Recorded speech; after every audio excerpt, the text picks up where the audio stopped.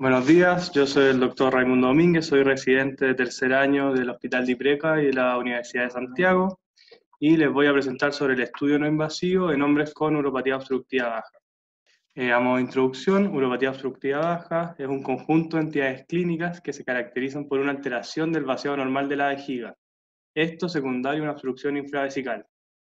Se traduce en síntomas y signos y alteración en el flujo urinario y de las presiones vesicales.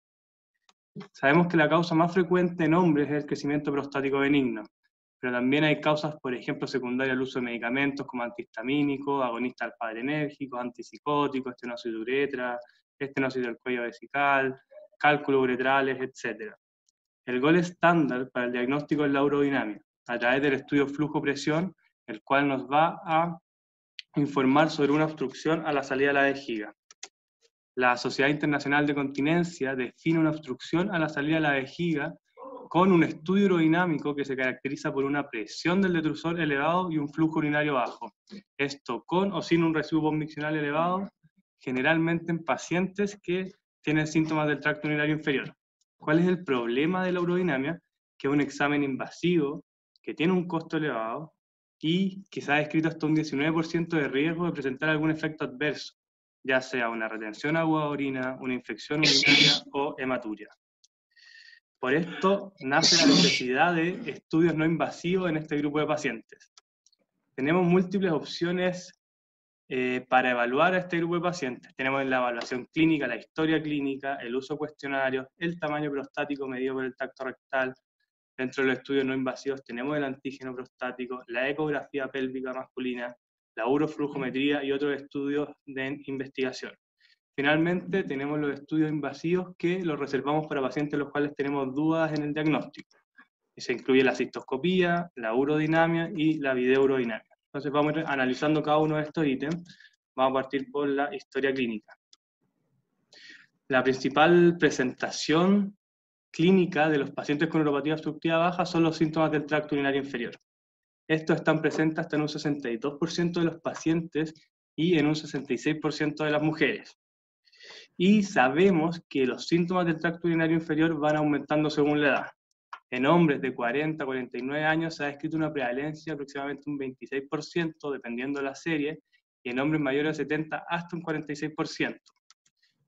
Dentro de los síntomas que son más frecuentes, podemos ver que tanto en hombres como en mujeres la nocturia es el síntoma principal. Esto seguido de urgencia, chorro débil, intermitencia, etc. Hay que tener bien claro que un hombre con síntomas del tracto urinario inferior no es lo mismo que un paciente con uropatía obstructiva baja. Este es un estudio que se publicó el año 2016, 2.991 pacientes con síntomas obstructivos de ese mayor a 8, a los cuales se les realizaba una videourodinamia. ¿Qué es lo que nos mostró? Que hasta un 30% de los pacientes tenían una disfunción vesical como la causa de sus síntomas del tracto inferior y no una obstrucción a la salida de la vejiga propiamente tal. Por esto mismo hay que evaluar los síntomas en el contexto clínico del paciente. Hay múltiples causas que pueden generar síntomas urinarios bajos: tumores vesicales, cálculos uretrales distales, cuerpo extraño, etc. Finalmente, nace la pregunta si los síntomas urinarios bajos tienen alguna correlación con la obstrucción a la salida de la vejiga. Este es un estudio antiguo de 1998 de la Rosette, 933 pacientes mayores a 45 años con síntomas obstructivos, a los cuales se le hacía el cuestionario de la Sociedad Internacional de Continencia versus una urodinamia con un estudio flujo-presión con el normograma HF. ¿Qué es lo que se veía? Que en realidad hay muy poca correlación entre los síntomas y el estudio flujo-presión. Y dentro de los síntomas que mayor correlación tenían con uropatía, con obstrucción a la salida de la vejiga, era la urgencia y la urgincontinencia. Sin embargo, los autores concluyen que solo con síntomas no es posible diagnosticar una obstrucción a la salida de la vejiga. Por eso la necesidad de estudios no invasivos. Respecto al uso de cuestionarios, en la actualidad la mayoría o todas las guías clínicas recomiendan su uso en la evaluación de hombres con síntomas del tracto urinario inferior. ¿Cuál es el problema? Es que no son específicos de la enfermedad y tampoco son, y su principal utilidad en el seguimiento y respuesta a tratamiento. También cabe destacar que son específicos de la población en la cual se realizó. Esta revisión sistemática del año 2016 intentó relacionar algún score del IPSS con obstrucción a la salida de la vejiga, y se ve que recién con IPSS mayor a 20 había una correlación débil con obstrucción a la salida de la vejiga, o sea, con puntajes muy altos. Respecto al tamaño prostático, voy a hablar en conjunto con la ecografía pélvica masculina. Vamos a pasar al uso del antígeno como estudio no invasivo de pacientes con uropatía obstructiva baja. Se sabe que el antígeno tiene un buen valor predictivo para evaluar el volumen prostático. Y a medida que hay mayor valor de antígeno, se correlaciona de forma favorable con el tamaño prostático, con una especificidad de un 70% y una sensibilidad de un 65 a 70%. La siguiente pregunta es si el antígeno prostático es un predictor de obstrucción a la salida de la vejiga. Este estudio del 2006, que incluyó 114 pacientes, a los cuales se le hacía una urodinamia con un estudio de Abraham Griffiths, y se dividía a los pacientes en 3 grupos según su nivel de antígeno: menores a 1.5, entre 1.5 y 4, y mayores a 4. ¿Qué es lo que se veía? Que el antígeno prostático podría ser un predictor aceptable con valores de antígeno mayor a 4, con una sensibilidad de 30, una especificidad de 70, y con un valor predictivo positivo de 68. ¿Cuál es el problema? Que 4 es un valor bastante elevado y nos obliga a descartar otras etiologías antes que obstrucción a la salida de la vejiga, como cáncer de próstata. Si usamos como corte 1.5 a 4, el valor predictivo positivo es de un 58%, por lo cual el antígeno no es un buen predictor de obstrucción a la salida de la vejiga, más bien es un predictor de los cambios en los síntomas y en la calidad de vida. Respecto a la ecografía, múltiples elementos nos puede informar la ecografía pélvica masculina: el tamaño prostático, la protrusión prostática intravesical, el grosor de la pared vesical, el residuo conviccional y otros elementos anatómicos con cistolitiasis, divertículos, hidronefrosis y tumores. Vamos a ir evaluando cada uno de estos. Respecto al tamaño prostático, sabemos que la ecografía transrectal es superior a la transabdominal para medir el volumen prostático, y también sabemos que la ecografía transabdominal sobreestima el volumen prostático, esto hasta un 50% de los pacientes. Este es un estudio de 1998 que intenta correlacionar si el tacto rectal es un buen predictor de tamaño prostático. Incluyó 2.115 pacientes, a los pacientes se les realizaba una ecografía transrectal y un tacto rectal por urólogo especializado. ¿Qué es lo que se podía ver? Que el tamaño prostático estaba subestimado a través del tacto rectal. En pacientes con próstatas de 30-39 cc, mediante ecografía, un 9 a un 12% de los urólogos subestimaba su tamaño. En pacientes con 40-49 cc, hasta un 27% de los pacientes se subestimaba con el tacto rectal. La siguiente pregunta es saber si realmente el volumen prostático se correlaciona con la obstrucción a la salida de la vejiga. Este estudio del 2001, 565 pacientes, se le hacía una ecografía transrectal midiendo el volumen prostático y una urodinamia con un estudio flujo-presión con el nomograma de Sheffer.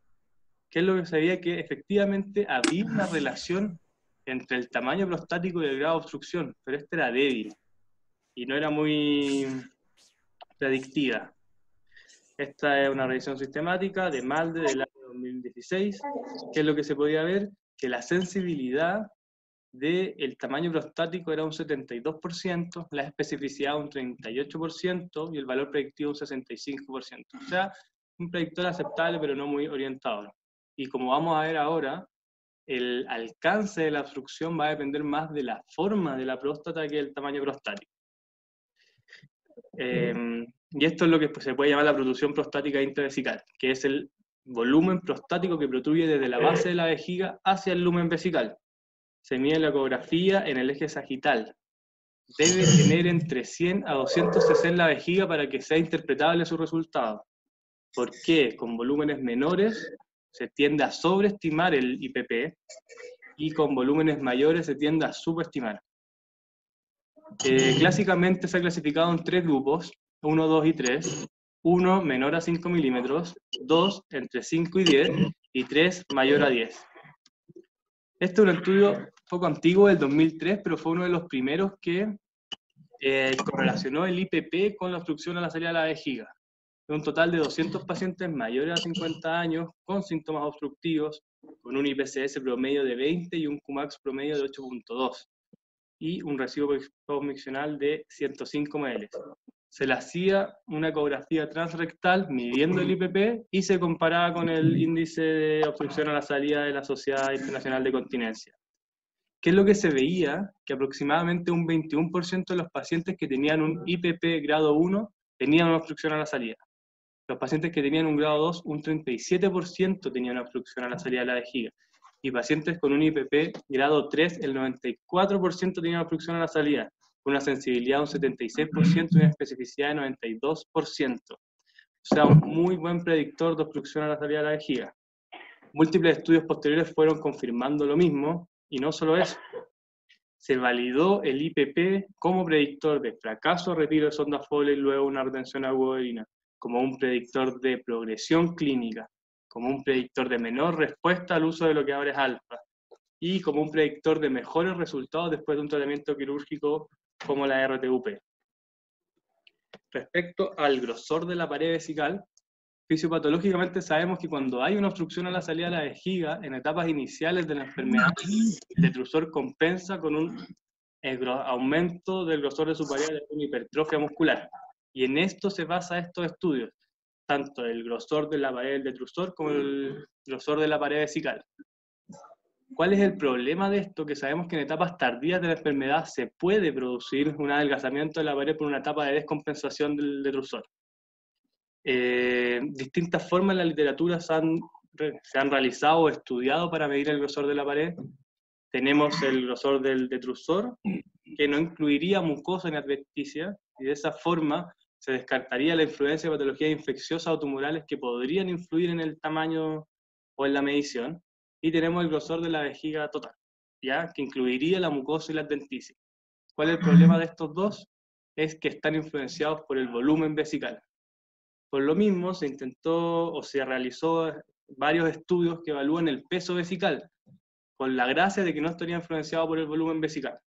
A través de una fórmula, se asumiría la vejiga como una forma esférica y de esta manera se podría obtener su peso en gramos. Revisamos la evidencia de estos estudios. Este es un estudio Manieri de 1998 que medía el grosor total de la vejiga, 174 pacientes con 150 cc de orina al momento de la realización del examen en la pared anterior. Usaban como punto de corte 5 milímetros como predictor de obstrucción a la salida de la vejiga. Y en realidad tenía resultados bastante prometedores. Área abajo la curva de 0.86, 87% de los pacientes de punto de corte mayor a 5 milímetros tenían la vejiga. Así que prometía harto este estudio, y promete aún. Y respecto al grosor del detrusor, este es un estudio de Olke del año 2013, 160 pacientes con 250 cc de orina, que usaban como punto de corte 2 milímetros como predictor de obstrucción a la salida de la vejiga. ¿No? ¿Y qué resultados obtenían? Un valor predictivo positivo de 94%, un valor predictivo negativo de 94%, una especificidad 89, una sensibilidad 86, o sea, resultados bastante prometedores. Sin embargo, no han sido ampliamente reproducibles los resultados.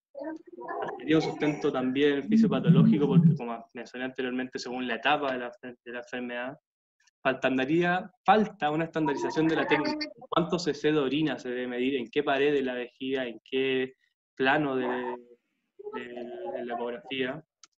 También está descrito variabilidad inter e intraobservador, y actualmente la guía no recomienda su uso en el estudio de síntomas del tracto urinario inferior.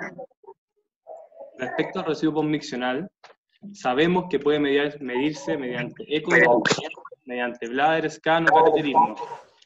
Y también sabemos que el residuo postmiccional no está asociado necesariamente a obstrucción a la salida de la vejiga, y más que hablarnos de un factor obstructivo, nos habla de la reserva funcional del detrusor, ya que puede ser un residuo postmiccional elevado, consecuencia de una obstrucción a la salida de la vejiga o de una mala función del detrusor.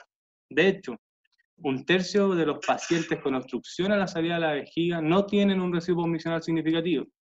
También sabemos que un residuo postmiccional mayor a 100 cc no es un importante predictor de retención aguda. O sea, me gustaría enfatizar que es más un predictor de mala función del detrusor que un predictor de... Como dice el doctor Hinterbusch, es más un predictor de más la función del detrusor que de un factor obstructivo. Miremos este estudio, un estudio de Olke del año 2007, 160 pacientes, se medían varios elementos, estudios no invasivos, y se comparaban con un estudio flujo-presión con el índice de la Sociedad Internacional de Continencia. Se veía que en pacientes no obstructivos, la mediana era de un 70 cc de residuo postmiccional, y ellos catalogaban significativo 50 cc. Y en pacientes con obstrucción, se veía que la mediana era de 145, o sea, en ambos grupos hay un porcentaje importante de pacientes con residuo postmiccional significativo. Y al hacer el análisis estadístico, se veía que el residuo postmiccional, como predictor de obstrucción a la salida de la vejiga, tenía un valor predictivo positivo de un 52%, una sensibilidad de 72% y una especificidad de 42%. Entonces, no puede usarse por sí solo para el diagnóstico de obstrucción a la salida de la vejiga.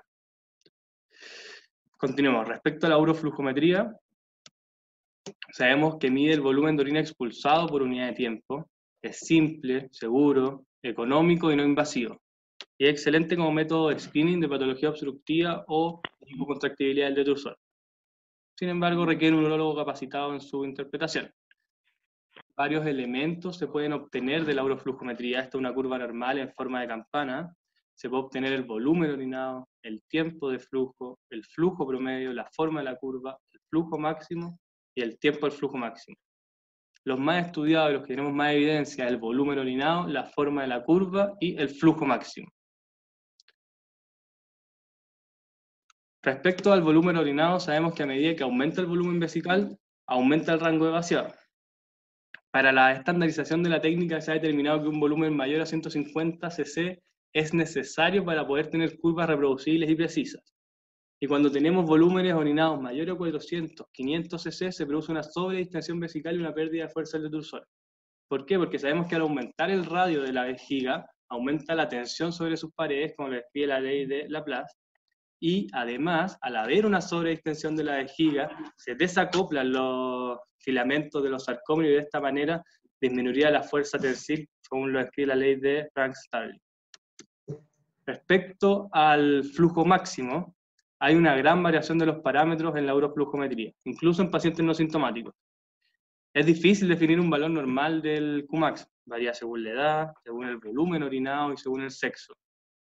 Y de hecho sabemos que un Qmax normal no descarta una obstrucción a la salida de la vejiga. ¿Por qué? Porque puede haber una compensación con un aumento de la presión del detrusor. De hecho, un 25, un 30% de los pacientes con un flujo bajo tienen como su principal problema una mala contracción vesical y no un factor obstructivo.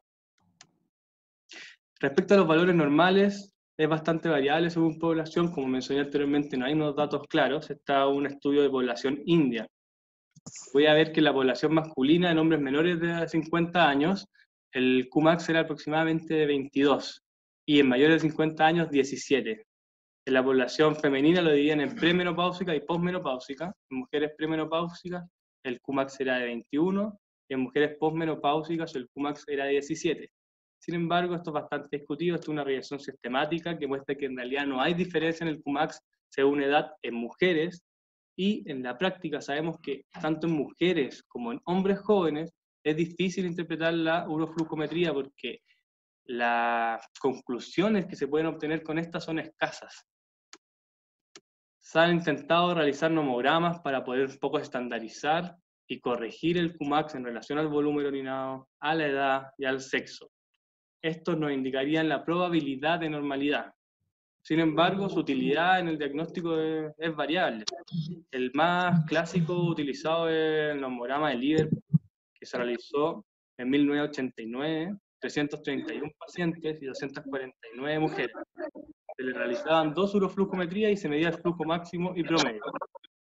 El volumen orinado era en un rango entre 15 a 600 ml y el rango de edad era desde 16 a 64 años.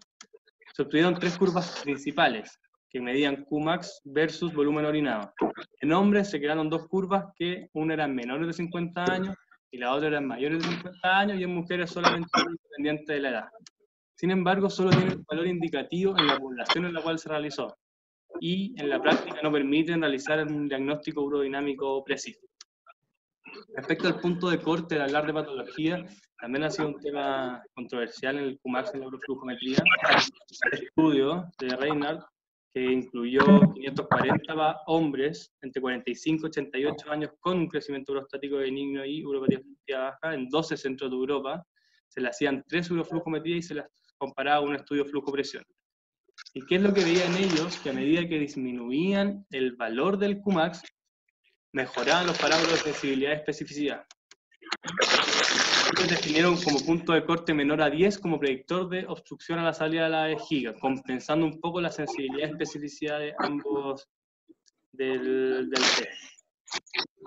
Pero miren este ejemplo, agradecimiento al doctor Filtro. Un paciente con un CUMAX de 15, que podría considerarse normal, dependiendo de la presión del detrusor a flujo máximo, podría caer dentro del grupo obstructivo. Si tiene una presión del detrusor a flujo máximo menor a 30, no sería obstructivo, pero si esto empieza a aumentar, podría caer dentro del grupo de obstructivo. Por lo mismo, los valores del CUMAX son solo una orientación, pero es discutible su utilidad, ya que al mismo CUMAX podemos tener distintos valores del detrusor, de presiones del detrusor. Este es un ejemplo, acá una urodinamia donde se puede ver que la uroflujometría tiene una curva en forma de campana con un CUMAX de 19, sin embargo, ahí la presión del detrusor con un volumen infundido de 458 cc, se puede ver que alcanza hasta 85 centímetros de agua al flujo máximo. Y esto lo graficamos en el nomograma de Sheffer, se puede ver que el paciente cae dentro del grupo de obstrucción, a pesar de que tiene una uroflujometría normal y un residuo conviccional de 5 cc. O sea, es complejo el análisis de estos pacientes. Respecto a la forma de la curva, también nos puede aportar bastante información respecto a la etiología, sin embargo no son categóricos. En verde se ve la curva normal, clásica en forma de campana. En celeste se puede ver la curva con una vertiente creciente y un CUMAX disminuido, que es sugerente de crecimiento prostático benigno. Tenemos esta curva en forma de plató, que es característico de estenosis de uretra, y tenemos esta curva en diente de sierra, que nos orienta a disinergia de detrusor esfínter y hay una serie de otras curvas que pueden orientar a otro tipo de patologías. Finalmente, respecto a la uroflujometría, quería mencionar este estudio de diciembre del año 2019, que a través de una fórmula matemática calcula un índice de resistencia del tracto de salida. Solamente se incluyen parámetros de la uroflujometría, como el volumen orinado, tiempo de flujo, Qmax, velocidad de flujo promedio y tiempo del flujo promedio. Se incluyeron 61 pacientes hombres con síntomas del tracto urinario inferior, se le hizo una uroflujometría y un estudio flujo-presión. Y ellos comparaban el Qmax versus este índice. ¿Y qué es lo que veían? Que superaba considerablemente al Qmax como predictor de obstrucción a la salida de la vejiga, con un delta de área bajo la curva de 0.36. Pero no olvidar que esto solamente se hace con la uroflujometría y no estaría hablándonos sobre la presión del detrusor. Respecto a algunas conclusiones sobre la uroflujometría, es esencial en el estudio de pacientes con uropatía obstructiva baja, principalmente como test de screening, ya que sabemos que existe sobreexposición de los valores de la uroflujometría en pacientes sanos y con alteraciones. Y una aproximación correcta es intentar usar la uroflujometría como método de descarte. Si tenemos una curva normal, tenemos valores normales, y lo asociamos con un residuo conviccional no significativo, se podría descartar razonablemente un trastorno del vaciado vesical. Finalmente vamos a ver los otros estudios que están en investigación. Este es el test de Kaas peniano. Consiste en instalar un manguito a nivel del pene, el cual al detectar flujo empieza a contraerse hasta que logra el flujo cero. Esto lo repite en varios ciclos y de esta manera representaría la presión vesical isovolumétrica. Son bastante prometedores sus resultados, una sensibilidad de 89%, una especificidad de 71%, un valor predictivo positivo de 54%. Otro test que está en estudio es el índice de resistencia medido por ecografía Doppler. ¿Cuál es el fundamento de esto? La zona de transición al crecer comprimiría las arterias capsulares de la próstata. ¿Se escucha?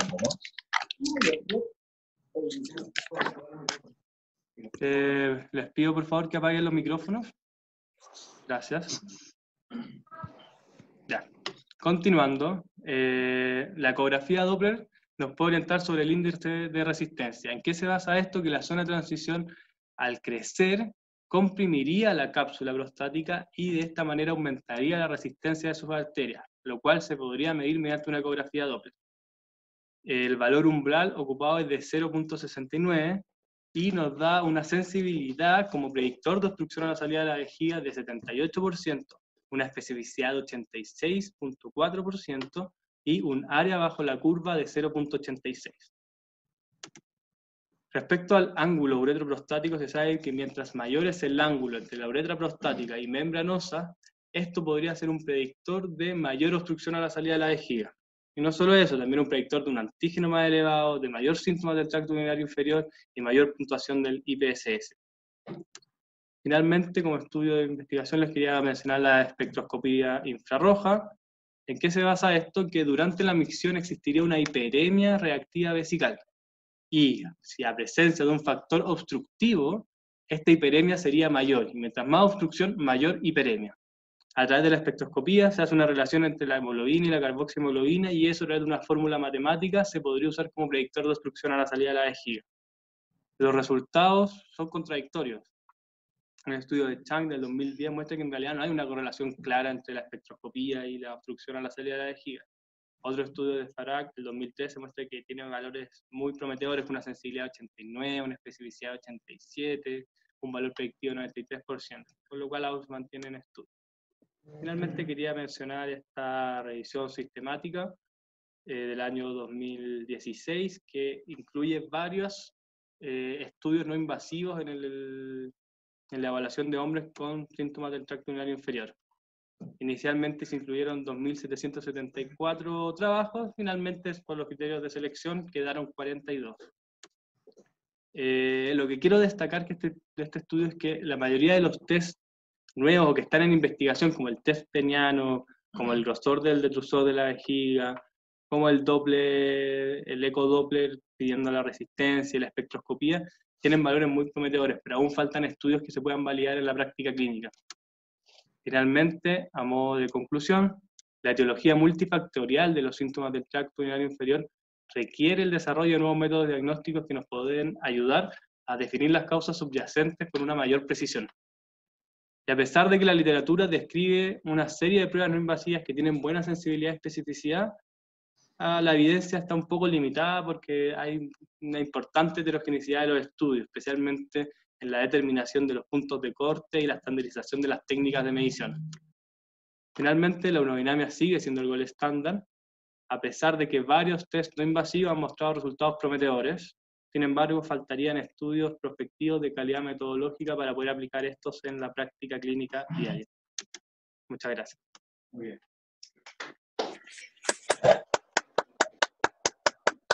Muchas gracias, Raimundo.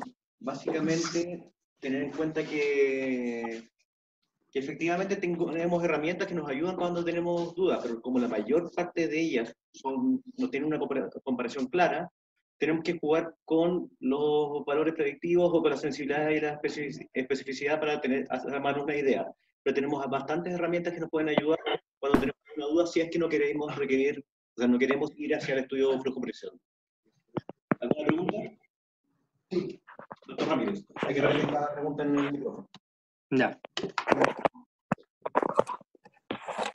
Otra cosa que uno tiene que considerar también en el estudio de paciente que he hecho hoy en la clínica, hay una serie de otras patologías médicas que también incluyen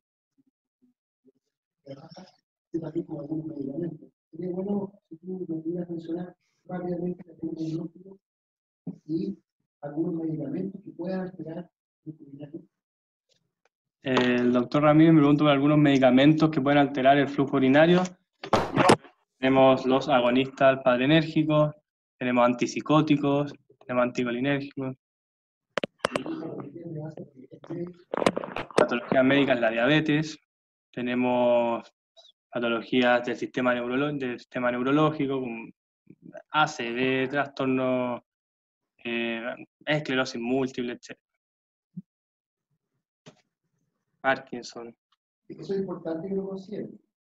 Perdón. sobre todo colegas más jóvenes que de repente son más invasivos, más quirúrgicos, y de repente pasan por alto estos pequeños detalles y al final se terminan con la primera. Por eso es importante tener precaución en los pacientes que vamos a operar.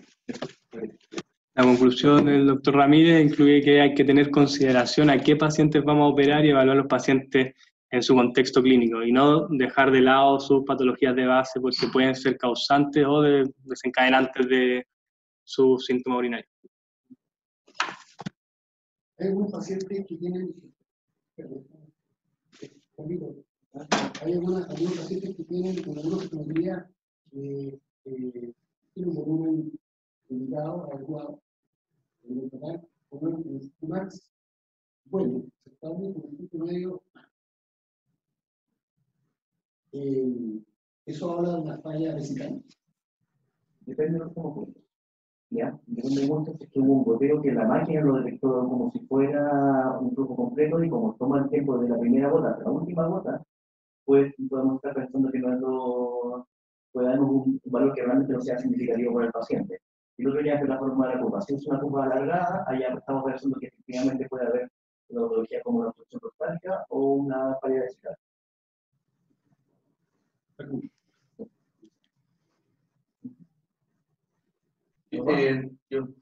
A todos los pacientes, con todo esto que estudiaste, ¿tú crees que lo ideal sería a todos los pacientes que antes de nosotros operarlos de neuropatia baja, hacerle una urinaria dentro de un ambiente ideal?